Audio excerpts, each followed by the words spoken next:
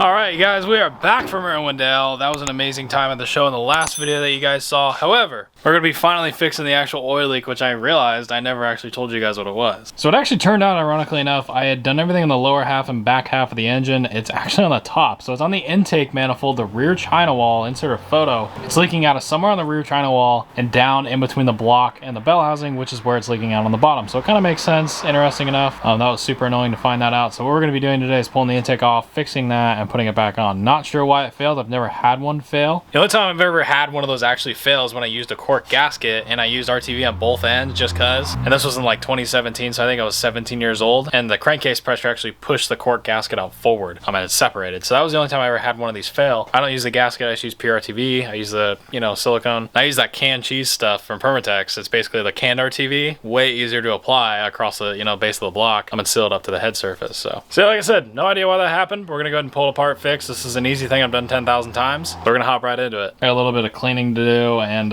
funny enough, yesterday I was dealing with all this RC car stuff that I haven't touched in years. I was seeing if my old RC10 T3 still works, which it does. And then my old RC10 Black Tub GT. This thing is freaking clean. I forgot how nice this car was. Yeah, it's got a lot of fancy bits. This was like what I did in high school. I was really big into this, but I never sold any of my cars. So you may have seen them in the background just chilling in different videos. So if there's one sort of piece of information I can give you guys, is don't let old hobbies die. If you put a lot of money and time and passion into something, don't just let it sit on a shelf and don't just sell it. All the RC cars I could have maybe got $100 to $200 a piece for, which to me wasn't worth it. Those are all memories from my childhood that I enjoyed a lot. I've had a lot of friends sell theirs and I just couldn't bring myself to sell them. They weren't worth, trading the memories wasn't worth the cash value. And same with a bike. BMX bikes don't hold their value, as well as all the other things I did in high school, coincidentally enough, which is probably why I was able to afford it then. Now I can come back and I still have them and I can still enjoy them. So who knows, maybe when we do some sort of a vlog style video, I'll actually bring out some of the RC cars and we'll go to the beach and maybe rip some of the nitro cars. Who knows?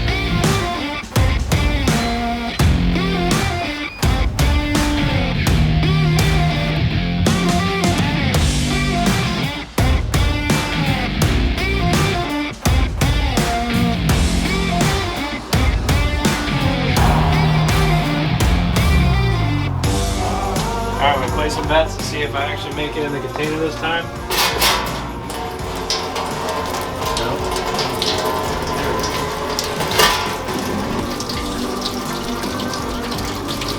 Oh no. That wasn't too bad. That was pretty bad.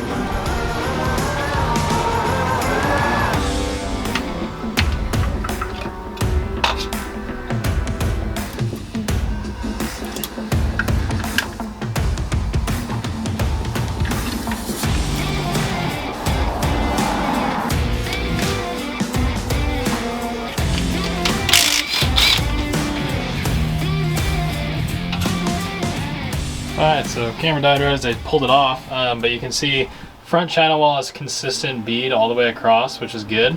But if you look at this rear one, you guys can see the bead stops right in the center there. So you can see the rear one here, it's not as consistent. You can see it starts to taper off towards the back. And most importantly, you can see that the rear, however, you can see it's a consistent bead all the way across and then it stops in the middle. So for whatever reason, where that little plug is, you can see directly back from that, it's missing material. So I think it was leaking out of right there. And then what was happening is this rear oil galley kind of pocket area was filling up with oil and then was dripping down in between the bell housing and the block. So a little weird, pretty easy fix. I should be able to button this up pretty quickly. So I'm just gonna go ahead and clean up the intake manifold, which doesn't look too dirty. This thing's still really clean. It's really new. It doesn't, haven't even had it for a year. So I'm gonna go ahead and throw it in the backyard, throw some purple power on it, degrease it and clean it real quick, and then regasket it and throw it back on.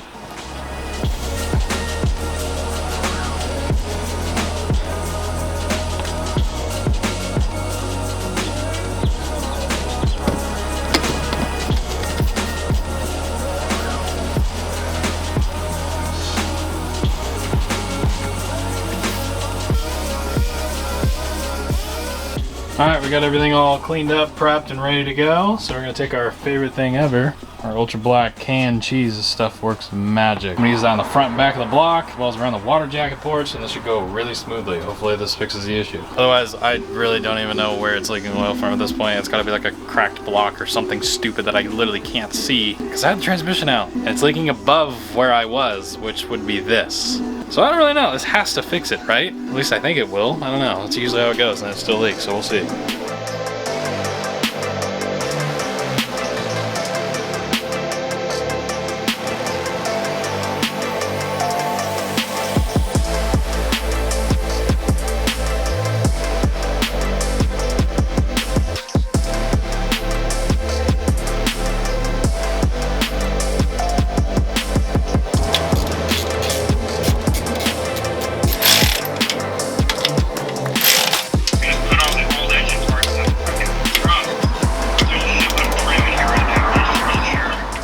Alright, so while the RTV is curing, I was kind of thinking about all the other things that may leak on this motor, which really isn't much.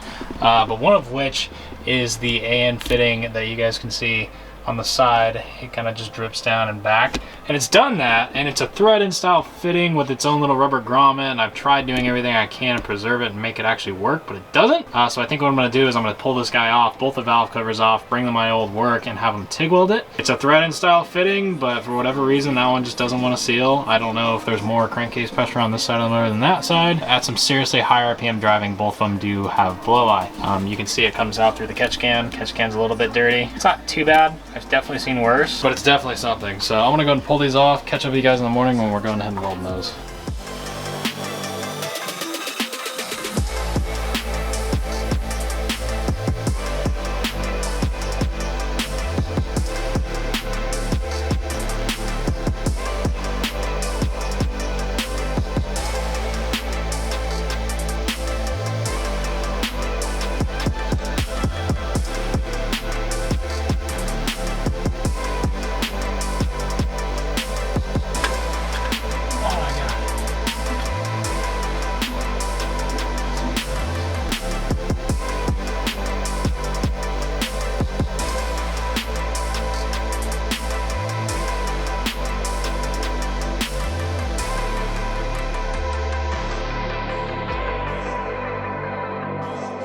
Alright guys, so before I fire this thing up and kind of finish this off, one of the things I wanted to do is tidy everything up in the engine bay.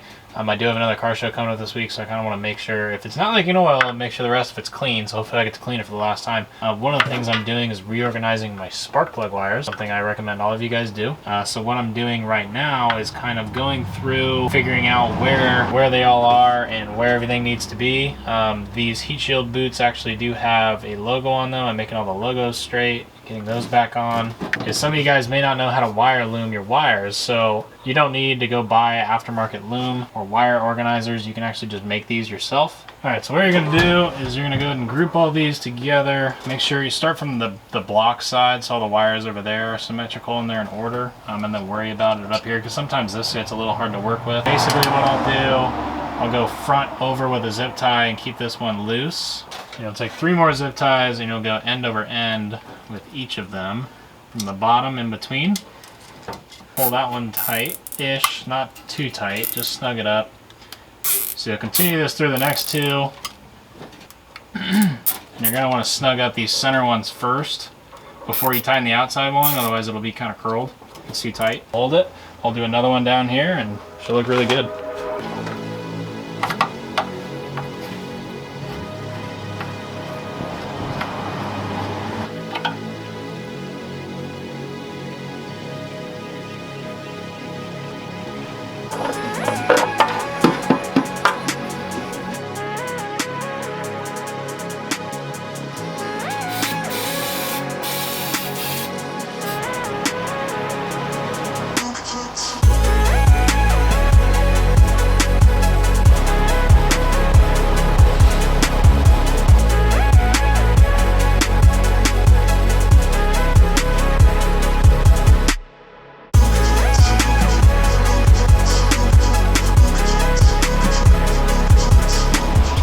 Alright guys, we're up at my old work, HRT Motorsports. If you're local to San Diego, California, I do a bunch of off-road fab stuff, as you can see behind me. So I used to work here. I have my buddy Brandon, because he's the only one I know locally with a TIG machine that does aluminum. We're just going to weld the fittings, and the problem that we're running into is they're definitely going to ruin the anodization, which sucks, because those are the original Morosas. So I have a good feeling it's going to burn the outer edge of that coating off. If I have to get them redone, I'll get them redone. It was just kind of cool that they were original and it was a little beat up and it matched the look of the rest of the truck. But total function over form in this case, which is flipped of what I usually do. It needs to work. Can't have oil pouring out of this thing. It's a fire hazard having oil come out on the headers. So we're just gonna freaking weld it.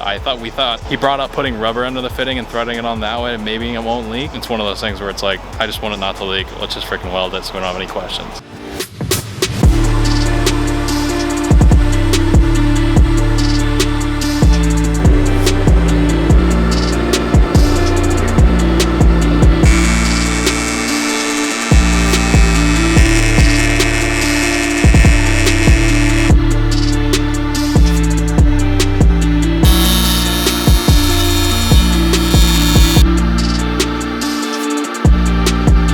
Alright, so real quick I'm going to go over something that I do, that I would recommend a lot of you guys do. I'm just using just a gasket I had. You can use cork rubber, I don't really care, it's a valve cover, it doesn't really leak that easily. But what I am going to do is normally you can just kind of press this in like so, but they're kind of a pain to get them to line up and a lot of times they don't fit.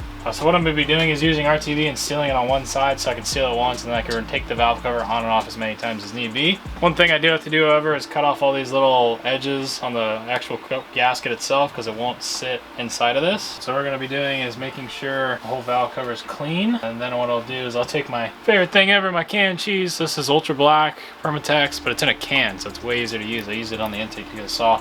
It's going to be really thin. Doesn't have to be anything too crazy. It's literally, the whole purpose is just to hold it. Last time I did this, I put way too much on and I had to literally grind it all off, which is why there's missing anodization. You don't really need that much. Just keep in mind, once you compress this thing down, it's gonna stick. Cool. I can see it stays. It's not gonna fall off. I can put it on, take it back off. It'll be super easy. So this one's ready to go. The nice thing for me personally, I have studs. So the studs prevent that gasket from moving while I'm trying to put bolts on it or nuts on it. So if you have a small block and you do take your car apart, I highly recommend getting the ARP stud kit for the top valve cover bolts. Makes everything way easier. Alright, we got everything all back together. You can see those welds look really good. Everything's holding up. It seems like it'll work really good. So I'm gonna go ahead and fire this thing up, let it warm up, throw a timing light on it, and we should be good to go. Hopefully, no more leaks, please. Please, maybe? I don't know. I don't even know anymore. So this should, in theory, really loud fuel pump, I know.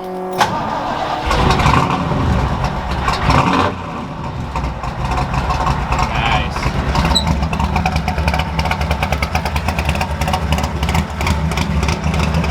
That's pretty good.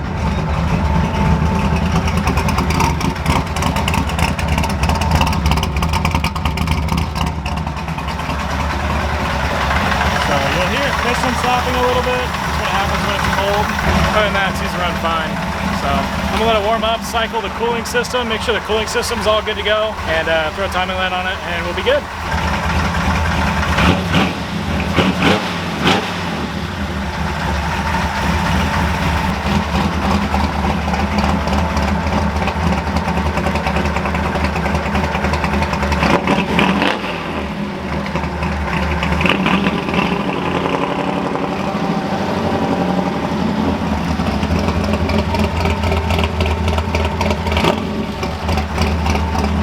Alright guys, so I'm pretty sure that I figured out the oil leak with this. At least I think. This would make sense. I've done everything, and it looks like there's, you know, it's dry above the pan, and I had the valve cover catch can fittings were leaking, so it was putting oil over by the head. So I was thinking it was leaking out of the heads, but it wouldn't be leaking this much oil out of a head gasket. There's like physically no way. That would mean I'd have an intense amount of blow by. My truck would run horribly, which it doesn't. My truck runs amazing, so I know it's nothing internal. And it's not like I'm missing a galley plug or something like that, because it would be shooting oil everywhere way worse than it is. But to the caliber of oil that's leaking and everything that's going on in that last video, you can probably tell it took us a little while to kind of, you know, go back and forth and figure out what it could be.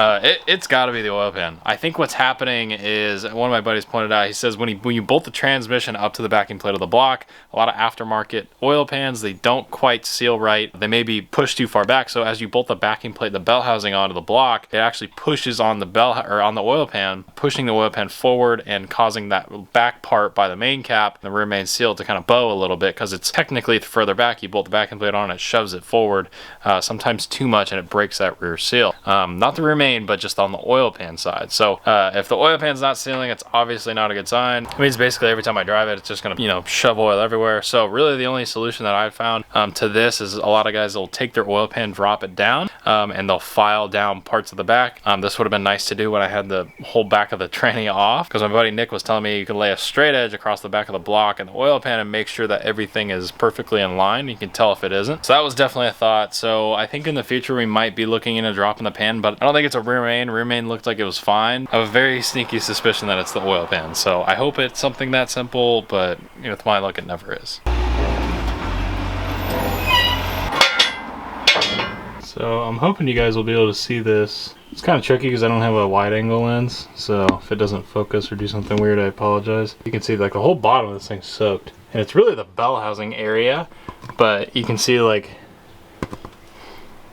up and back, like if you go back towards the center of the block and the motor mounts, everything's dry. And as you basically come down, and once it gets really to this corner area and over, it starts to get really wet. So like I said, what I think is happening is it's pushing on the oil pan, and if it's pushing on the oil pan, it's going to push it downward, and that's going to break the rear seal that's on the oil pan.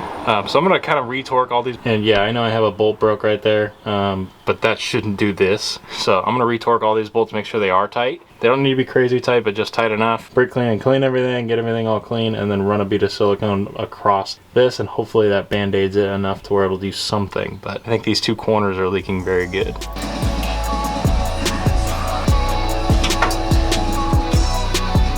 Alright, so I'm gonna be flat out honest here. I'm very upset, I'm very annoyed with this thing, but it's just part of it. I think I keep trying to give myself false hope that oh, it's just an oil pan gasket, oh, it's just this, oh, it's just that. But if I had to guess realistically what's wrong with this thing, I think the amount of crankcase pressure, because it's a 10.5 to 1 motor and I do rev it out pretty high, I think the internal crankcase pressure, being that you can't relieve that with just atmospheric breathers or a catch can with a filter on it, it needs to be recirculated. Because I've been running it like that for 1,500 miles, I am pretty much positive, this is just my own guess, but I think I blew out the rear main seal. I think the rear main seal is pushed out, moved, or there's something somewhere that just created a hole or orifice to where oil is just pouring out of the back of this thing. I do think what I said earlier, where that bell housing is pushing forward on the oil pan, may be part of another issue. That could be part of it as well, but I think the majority of what's going on here is the amount of crankcase pressure the thing has is blowing past the rear main seal. So that's kind of unfortunate. So at this point, I don't even know what to do. Like every time I fire it up, I look underneath it and there's a puddle this big underneath it. If it just sits and idles for 5 minutes, I'm not sure what I want to do. I'm to the point now where I'm so fed up with it, I'm about to pull the motor out, and if the motor comes out, it's coming apart, and if it comes apart, I'm changing things. I'm super annoyed with this setup. I hate it. It drives amazing. It has a bunch of power, don't get me wrong, and this thing runs beautifully, but if I cannot daily drive it and I can't drive it anywhere without it puking oil everywhere, I'm not going to use it. You guys saw the clips I showed of the issue. That is the only place I can see oil. It's basically from, yeah, I thought it was up by the heads before. That was a different oil leak that I fixed. Now it's from the oil pan down. So basically crank down, which would be oil pan or rear main. So as unfortunate as it is, if the motor does come out, I'm pulling the pistons out and I'm boring the block, but that's an issue that I haven't really addressed too much. This motor does piston slap, as I showed. It's got a gnarly ring gap. It's a 30 over piston and a 30 like 035 block or something like that. It needs to be bored and it needs a 40 over piston is what I'm saying. So, but that's a whole story for another time. I don't know what I want to do, just put it that way. So I don't want to get ahead of myself. I'm just really frustrated because today is the first day of Cruising Grand, which is a car show I used to go to every single Friday, and it's been 2 years since I've been there, and I would like to take the truck, but I don't want to drive it the way it is, to be quite honest with you guys. But I'm thinking I might just do it. No matter what I do at this point, it's gonna leak oil until I pull it apart, so I'm not really sure what I want to do, to be honest.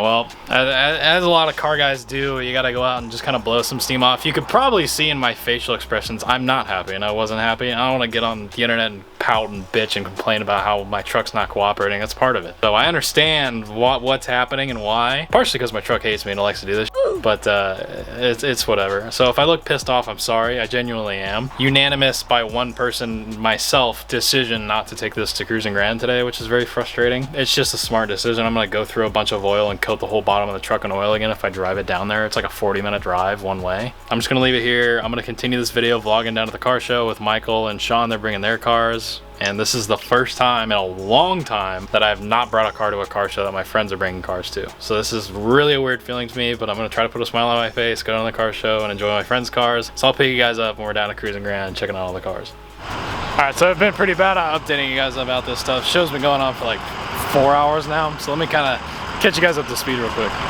Man, I miss this place. Look at how nice it is out. We got Sean's truck out, looks pretty good.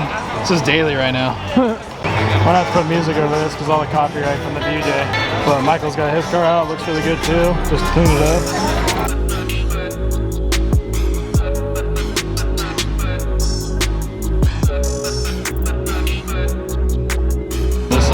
This thing is sick. Looks like an auto fab kit. That's a lot of lift. Got king bypasses. Man, that looks good. That's really good. Yeah, there's the auto fab right there. I had a truck with one of these kits on them. That thing's nice. I like those mirrors too, those look good. So if I didn't mention this before, I do work the event. I've been working the event for like 6 or 7 years now. I've been going to it for over 20. And one of the biggest issues we ran into over the years is having people, it's a pre-74 show only, and a lot of guys in newer cars like to sneak their way in. So this being one of them, not supposed to be here. It's kind of annoying when people don't listen to the signs that are all over this place. Oh, look at that, that's cool. That is so sick. 67. 390 too, wow. And it's a 4-speed, hell yeah. I'm definitely a Fairlane guy. I can see myself getting one of those next. Should I sell one of the Galaxies and get a Fairlane?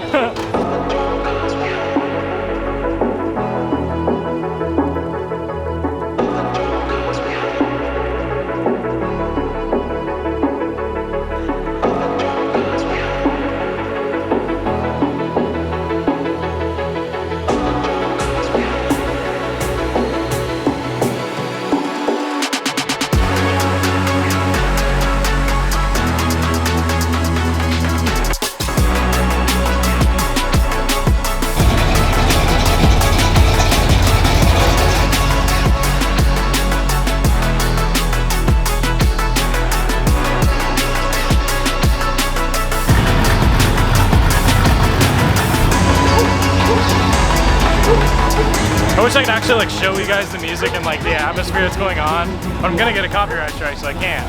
But it's so cool, it's like 50s everything. Look around. I mean, you literally have like all sorts of diners, cars everywhere, music. It's like an old school cruise night.